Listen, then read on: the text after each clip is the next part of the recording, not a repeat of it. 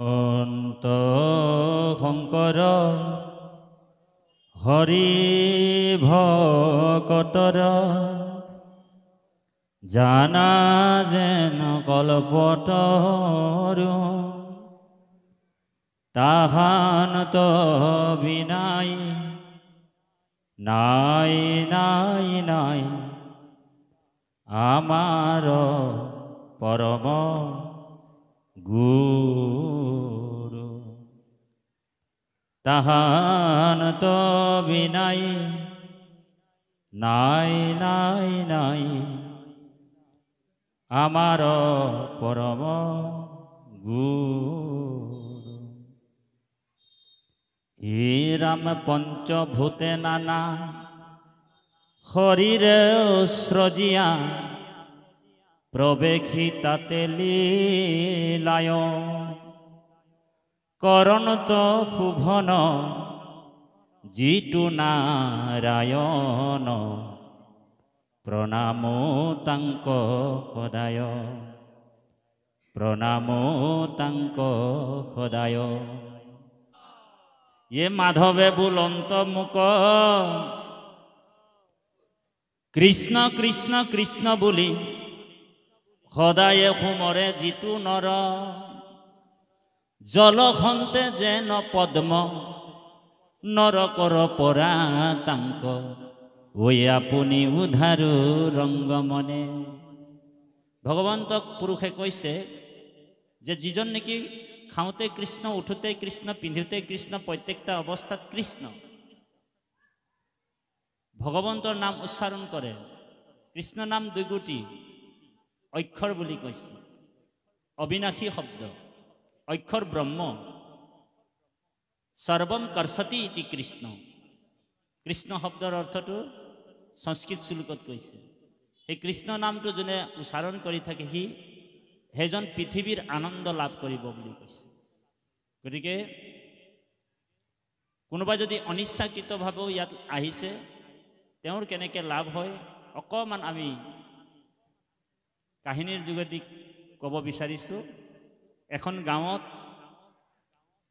40 ঘৰ সংগী আছিল। তাৰে এঘৰ মানে কোনোদিন ভাগৱতলৈ নাযায়, ঈশ্বৰৰ নাম নলয়, ভকত সংগ নলয়, ভকত দেখিলেই খুব বেয়া পায়। বৰ গুৰুত্বপূৰ্ণ কাহিনী, আপোনালোক অকণমান শ্ৰৱণ কৰিব। কোনোদিন ঈশ্বৰৰ নাম নলয় এনেকুৱা মানুহ থাকে গাঁৱত, ভকতৰ সংগ নলয়, নাম বেয়া পায়, ভকত বেয়া পায়। আৰু সেইখন গাঁৱতে মানে 39 ঘৰ মানুহ মিলি 3 দিনীয়া কাৰ্যসূচীৰে ভাগৱতৰ পাঠ আৰু ব্যাখ্যা অনুষ্ঠান আয়োজন কৰিছে। আৰু প্ৰথম দিনাখন ভাগৱতৰ বক্তা প্ৰাণজিৎ গগৈ বাপক মাতিছে, দ্বিতীয় দিনা জগত বনিয়াক মাতিছে, আৰু তৃতীয় দিনাখন আমাৰ পৰম শ্ৰদ্ধাৰ ৰন্টু শইকীয়াক মাতিছে। তাৰমানে অসমৰ জানি মানি বক্তা ভাগৱত বক্তাক মাতিছে। প্ৰথম দিনাখন ভাগৱত পাঠ কৰোঁতে এই 39 ঘৰ মানুহে কি কৰিলে, গাঁওখনৰ 39 ঘৰ মানুহে কি কৰে, যেতিয়া ভাগৱত পাঠ ব্যাখ্যা হয় সাউণ্ড বক্সবিলাক আৰু মাইকবিলাক যি ঘৰ যে নাহে, ইচ্ছা নকৰে নাহে, সেই গৃহস্থ ফালে মুখটো কৰি ৰাখি দিছে, ঔ হৰি ঔ ৰাম। তাৰপিছত কি হ'ল, তেওঁলোক থাকিব নোৱাৰা হ'ল, কাণত বিন্ধা যেন বিন্ধিছে। আপোনালোক জানে যি ঈশ্বৰক বেয়া পায়, ভগৱানক বেয়া পায়, তেওঁ খন্তেক সময় ভাগৱতলৈ আহে, অকণমান খুচমুচ কৰে আৰু গুচি যাওঁ। ভাগৱতত দৰ্শন আছে। আৰু গুৰুজনাই আমাৰ কীৰ্তনত কৈছে, এই ৰাম জন্মে জন্মে কৰি আছে পাপৰ পৰ্বত, আজুৰন্তে নাহে নাম তাহাৰ জিভাত। জন্মে জন্মে কৰি আছে পাপৰ পৰ্বত, আজুৰন্তে নাহে নাম তাহাৰ জিভাত। তেওঁ ৰাম নাম ল'বই নোৱাৰে, কৃষ্ণ নাম ল'ব নোৱাৰে, আৰু শুনিবও নোৱাৰে। কোনে শুনিব পাৰে, কোনে গাব পাৰে, বোলে জন্মে জন্মে আৰাধিছে যিটো মহাহৰি তাহাৰ জিভাত নাম আহে হৰি হৰি। ভাগৱতৰ দশম স্কন্ধতে আমাৰ গুৰুজনাই আৰম্ভণিতে কৈছে এই ৰাম শতকোটি জনমৰ হে মহাপাপ ছয় যিটো মনুষ্যৰ নিৰন্তৰে ভৈলাক্ষয় হিজন কৃষ্ণ কথা শুনিবাক পাৰে পাপীৰ কাণত কথা হুচি হেন তাৰে। বোলে পাপীয়ে কৃষ্ণ কথা শুনিব নোৱাৰে, তাক কাণত ফুলে বিন্ধে বুলি কৈছে। বুজি পাইছেনে? গতিকে সেই ঘৰৰ ফালে যেতিয়া চাউণ্ড বক্সটো লগাই ৰাখিছে, বাপজনৰ খুব খং উঠিছে, কিন্তু আইগৰাকীৰ মনত অকণমান হৃদয় গদগদ হৈছে। তেওঁ অনুতপ্ত কৰিছে আইগৰাকী যে 39 ঘৰ মানুহে ঈশ্বৰ সেৱাৰ লগত জড়িত আছে, ভাগৱত শ্ৰৱণ কৰিছে, কিন্তু আপুনি মই বিষয়ত ইমানেই অনুৰাগ, কিছুমান মানুহ বহুত বিষয়ত আসক্তি থাকে। সেইকাৰণে এই ভক্ত প্ৰহ্লাদ চৰিত্ৰতে এইটো কৈছে, আমাৰ বাপজন সংস্কৃত শ্লোকটো গাই দিলে, দুৰ্লভম মনুষ্যম দেহা তদপি অৰ্ধুবম অৰ্থদম কুমাৰো আচৰে প্ৰাক ধৰ্মানি ভাগৱত। ভক্ত প্ৰহ্লাদে দৈত্য শিশুসকলক কৈছে যে দুৰ্লভ মনুষ্য জন্ম যিটো পায়া বুদ্ধিমন্ত যেবে হয় কুমাৰ কালত খুয়া একমত ভকতিক আচৰয়। আৰু ভক্ত প্ৰহ্লাদে কৈছে কৰিও কুমাৰ কালে ভাগৱত ধৰ্ম, আমাক ভাগৱত ধৰ্ম কৰিবলৈ কৈছে। কিন্তু আমি কি কৰিছোঁ? মনুষ্য জন্ম পাই আমি ভগৱন্তৰ ভক্তি কৰা নাই। আৰু যিসকল মনুষ্য জন্ম পাই যদি ভক্তি নকৰে তেওঁলোকক আত্মঘাতী বুলি কৈছে ভাগৱত শাস্ত্ৰই। এইটো আত্মঘাতী শব্দটো ইংৰাজী শব্দ ক'লে মানে ছুচাইড বুলি কোৱা হৈছে, হয়নে প্ৰভু? যিসকল মনুষ্যৰ জন্ম পাই যদি হৰিত ভকতি নকৰে সেইজনেহে আত্মঘাতী।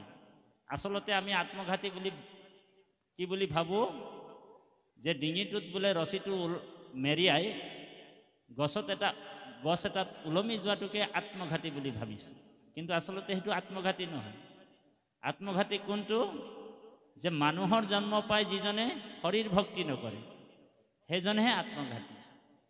সেইকাৰণে মহাপুৰুষ মাধৱদেৱে ঘোকাত লিখিছে, ভাৰত ৰত্নৰ দীপ মনুষ্য শৰীৰ নৌকা ৰাম নাম মহাৰত্নহাৰ হেনয় বাণিজ পাই যিটো জীৱন তৰিলা তাত পৰে দুখী আউৰ নাই। ভাৰত ৰত্নৰ দীপ মনুষ্য শৰীৰ নৌকা ৰাম নাম মহাৰত্নহাৰ হেনয় বাণিজ্য পাই যিটো জীৱ নতৰিলা তাত পৰে দুখী আউৰ নাই বুলি কৈছে। আকৌ দশম স্কন্ধ ভাগৱতত কৈছে ভৱ তৰিবাৰ যোগ্য হে মনুষ্য শৰীৰ বিষয় বাতাখা পায়া কৰিলা অস্থিৰ। ভৱ তৰিবাৰ যোগ্য মনুষ্য শৰীৰ বিষয় বাতাখা পাই কৰিলা অস্থিৰ, আমাক অস্থিৰ কৰি পেলাইছে। গতিকে যি ঘৰ মানুহে কোনোদিন ভাগৱতলৈ নাহে সেই ঘৰৰ আইগৰাকী 2 নম্বৰ দিনাখন ভাগৱতলৈ উপস্থিত হ'ল আৰু আগফালে ধৰা আছিল, আইগৰাকী বহিলে। আমাৰ ৰন্টু শইকীয়া বাপে ভাগৱতৰ কথাখিনি ক'লে, শ্ৰৱণ কৰিলে, খুব আনন্দ পালে, খুব ভাল পালে। আৰু আইগৰাকী বাপজনক গৈ কিনি কৈছে, হৰি এটা কথা নহয় বোলে আপুনি মই ভকত নিন্দা কৰোঁ, ভাগৱত নিন্দা কৰোঁ, নাম বেয়া পাওঁ, কিন্তু আজি মই বোলে তাত গৈ অনুভৱ কৰিলোঁ আৰু কথাবিলাক যেতিয়া শ্ৰৱণ কৰিলোঁ, কাৰণ কথা শুনিলেহে গৈছে মনৰ সংশয়, তেতিয়া বোলে ভগৱন্ত বোলে হৃদয়ত যে আছে এই কথাটো আমি গম পালোঁ। গতিকে অহাকালি কিন্তু আপুনি মোৰ লগত ভাগৱতলৈ নামঘৰলৈ যাব লাগিব। সেইবুলি যেতিয়া আইগৰাকী বাপজনক কৈছে, বাপজনে একেবাৰে উগ্ৰ মূৰ্তি ধৰি কৈছে আইগৰাকীক, অহাকালি যদি কেনেবাকৈ তই মোক নোকোৱাকৈ নামঘৰলৈ যাওঁ, তেনেহ'লে তোৰ মোৰ মাজত ডিভৰ্চ হৈ যাব। ঔ হৰি ঔ ৰাম, তোৰ মোৰ মাজত বিবাহ বিচ্ছেদ হৈ যাব। তেতিয়া আইগৰাকীও সংকল্প লৈ ল'লে। আইগৰাকী কৈছে, যদি অহাকালিত আপুনি মোৰ লগত যদি ভাগৱতলৈ নাযায় নামঘৰলৈ, তেনেহ'লে আপোনাৰ লগতো মোৰ ঔ হৰি ঔ ৰাম হৈ যাব। আইগৰাকীও কম নহয়, বুজি পালেনে? লগে লগে বাপজনৰ চিন্তা হ'ল, অহাকালিতো যাবই লাগিব, বুজিছেনে? যেনে তেনে অনিচ্ছাকৃতভাৱে তেওঁ ভাগৱতলৈ গ'ল আৰু ভাগৱতত গৈ আইগৰাকীৰ লগত ওচৰতে কাষতে আসনত বহিছে। আমাৰ জগত বনিয়া বাপে ভাগৱতৰ ব্যাখ্যা কৰি আছে। তেওঁ কিন্তু গৈছে, যোৱাৰ লগে লগে তেওঁ কিন্তু খুচমুচ কৰি আছে, বুজিছেনে বাৰু? ভালকৈ বহিব পৰা নাই।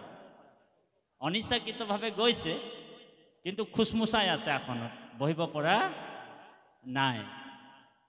তেতিয়া জগত বনিয়া বাপৰ ব্যাখ্যাকাৰকজনৰ দৃষ্টিটো সেই মানুহজনৰ ওপৰত পৰিলে। সব মানুহে একান্ত মনে ভাগৱতৰ কথা শুনিছে, কিন্তু এই মানুহটো বোলে খুচমুচাই আছে।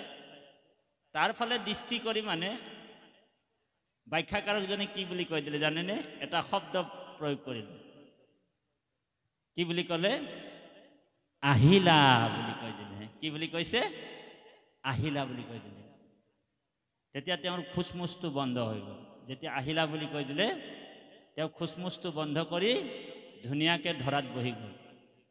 আৰু যেতিয়া বহি গ'ল, ব্যাখ্যাকাৰকজনে তেওঁৰ ফালে দৃষ্টি কৰি চাই আৰু এটা শব্দ ক'লে, বহিছা বুলি কৈ দিলে।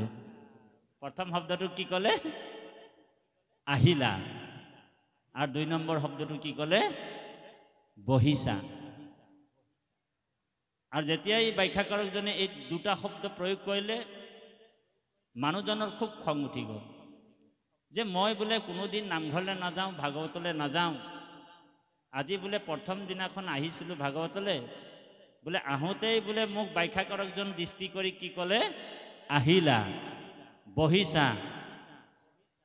বোলে ইয়াৰ পৰা মই যোৱাই ভাল বুলি তেওঁ আসনৰ পৰা উঠি যাবৰ সময়তে আৰু এটা শব্দ কৈ দিলে, গলাগৈ নেকি বুলি কৈ দিলে। 3টা শব্দ ক'লে। কি কি? আহিলা, বহিছা, গলাগৈ নেকি। এই 3টা শব্দ যেতিয়া কৈ দিলে, মানুহজনৰ খুব খং উঠিলে। তেওঁ এই কথাটোকে আওৰাই কিনি গৈ আছে ৰাস্তাত, মই কোনোদিন ভাগৱতলৈ নাযাওঁ, কিন্তু আজি প্ৰথমবাৰ ভাগৱতলৈ গ'লোঁ, কিন্তু ব্যাখ্যাকাৰকজনে মোক কি ক'লে? আহিলা, বহিছা, গলাগৈ নেকি। কিয় ক'ব মোক আহিলা, বহিছা, গলাগৈ নেকি? তেওঁ খং উঠি আছে। এনেকুৱা আওৰাই ক'লৈ গুচি গ'ল, নিজৰ ঘৰলৈ গ'ল, যে আজি কোনো পধ্যে মই আইগৰাকীক কিন্তু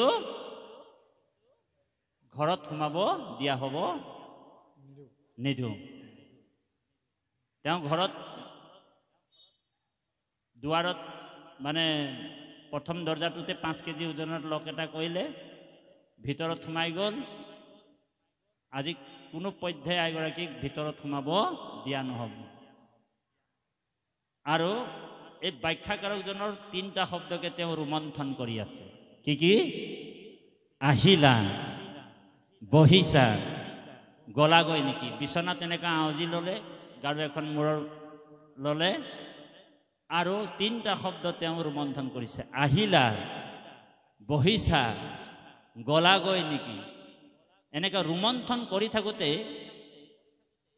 সেই গাঁৱৰে মানে এজন গবাইত চোৰ আছিলে, বুজিছেনে? সেই চোৰজনে মানে দিনৰ দিনটো মানে গোটেই গাঁওখন ভিজিটিং কৰে মানে, আৰু ৰাতি যি বস্তু পায় আহি উঠাই লৈ যায়। ঔ হৰি ঔ ৰাম, এনেকুৱা চুৰ থাকে। দিনত গোটেই ঘূৰি ফুৰিব, চাই যায় মানুহৰ বস্তুবিলাক, আৰু ৰাতি যদি গৰুক দানা খোৱা যদি কেৰাহী এটাও পায়, ঔ হৰি ঔ ৰাম লৈ গুচি যায়। তো কি হ'ল, তেওঁ মানে দিনতে মানে ভিজিটিং কৰোঁতে দেখিছিলে যে কোনোদিন নামঘৰ নোযোৱা বাপ আই আজি বোলে নামঘৰলৈ গৈছে। তেওঁ মনতে খুব আনন্দ পাইছে, আজি বোলে তেওঁলোকৰ ঘৰতে হামলা দি দিয়াই ভাল। তেওঁ নাজানে যে বাপজন ঘূৰি আহিছে। তেওঁ গুচি গ'ল, গৈ দেখিলে যে দৰ্জাত বন্ধ, লক মৰা আছে। জাপ মাৰি পাৰ হ'ল ৱালটো, চাৰিওফালে বন্ধ, কোনোফালে সোমাব পৰা নাই। তাৰপিছত ভাবিলে পিছফালে অকণমান যাওঁ বুলি, যেতিয়া পিছফালে গৈ দেখিলে খিৰিকী এটা অকণমান ফাঁক হৈ আছিলে, আৰু এই খিৰিকী দিয়ে মানে তেওঁ সুবিধাটো লৈছে। অকণমান টনা অজোৰা কৰোঁতে খিৰিকীটো খোল খাই গুচি গ'ল। তেওঁ ভাবিলে চোৰটো বোলে গল্ডেন চান্স পালোঁ, এইফালে দিয়ে হামলাটো কৰি দিয়া হয় বুলি তেওঁ মানে খিৰিকীয়েদি মানে ভৰিটো পাৰ কৰিবৰ সময়তে ভিতৰৰ পৰা এটা শব্দ আহিলে, আহিলা বুলি কৈছিল। যেতিয়া আহিলা বুলি কৈ দিলে, তেতিয়া চোৰটোৱে কৈছে, সৰ্বনাশ, মইতো গৃহস্থ নাই বুলিয়ে ভাবিছিলোঁ, গৃহস্থ দেখোন আছেই, বুজিছেনে? ইয়াৰ পৰাই বোলে কি কৰিম এতিয়া, যোৱাই ভাল বুলি নহয়, বোলে যোৱাই ভাল নহয় বোলে, অকণমান খন্তেক সময় বহি লোৱাই ভাল। তেওঁ খিৰিকীটোৰ তলতে বহি ল'লে, বুজিছেনে? বহি যোৱাৰ লগে লগে এটা শব্দ আৰু ভিতৰৰ পৰা আহিলে, বহিছা বুলি কৈ দিলে। আৰু যেতিয়া বহিছা বুলি কৈ দিলে, মানুহজন দেখোন অন্তৰ্যামী মানুহ, মই অহাটোও গম পাইছোঁ আৰু বহাটোও গম পাই গ'ল।